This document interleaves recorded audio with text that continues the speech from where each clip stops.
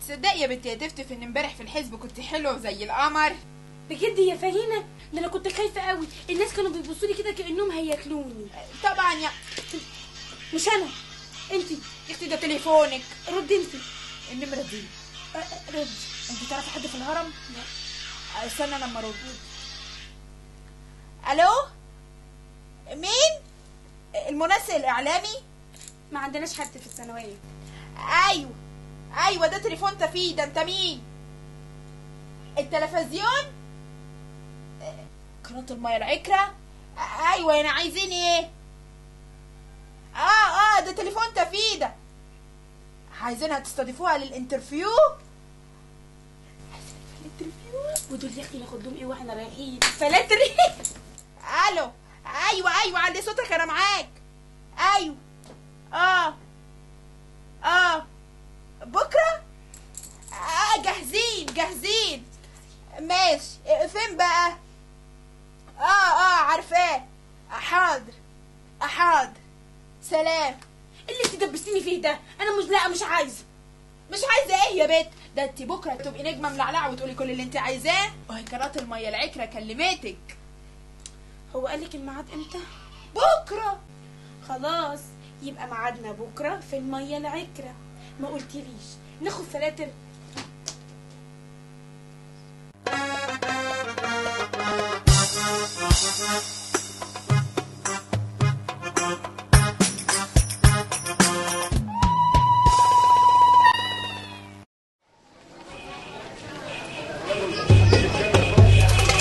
وعندك واحد زبادي خلاط من غير سكر للناس اللي عاملين ريجيم.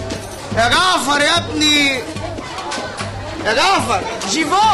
جيفوي يابا. يا جيفوي يا ابني، مش ناوي تتكلم مع عمك بقى؟ عاجبك اللي هي عماله تعمله ده؟ يابا ما همي وانت عارفها، ارضى بالمكتوب. مكتوب ايه يالا ونيلة ايه يا ولا؟ الكلام ده مش من توبنا يالا، احنا جماعه بتوع سمك. اهو ده التوب الجديد وده الكلام الجديد، وفكك بقى من السفر اللي انت عايش فيه ده يابا، فكك يا جدع انت سيب الكوبايه وفوق كده وكلمني يالا.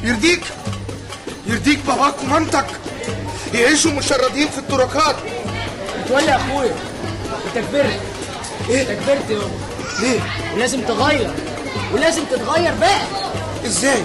يعني مفيش حد لسه يابا في الزمن ده لابس لي جلابيه وحاط بطانيه على كتفه. يابا فكك من شغل رصيد نمره 5 ده، ما ياكلش عيش. بتستعر من الجلابيه اللي كلمتك؟ بس خلاص يابا، خلاص خليك في اللي انت فيه يابا. بتدفع لك كام؟ 200 جنيه. وانا بدفع لك كام؟ 20 جنيه. ما حقك. هي امك بتجيب الفلوس دي كلها منين؟ منك يا ريس. وانا بشتغل ايه؟ واحد زبادي خلاط.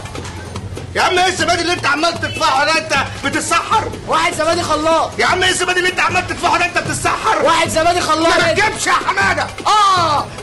انت كده بقى تستاهل اللي بيحصل فيك، وانا هضطر امشي. هديك 220 بلبل في الاسبوع، بس تبقى الراجل بتاعي. 300 بلبل والقمر الاوروبي، واصورك مع نور ومهند، وابلغ لك عنها وعنك لو حبيت. بس سر طبعا يا جيفوري يا حبيبي. حصل وصل. تفتكروا ال 300 جنيه يعملوا وديعة ولا جاري؟ هو الزبادي خلاط بيضيع الحموضة الحزبية؟ الغريب بقى هي قناة المية العكرة بتصرف فين؟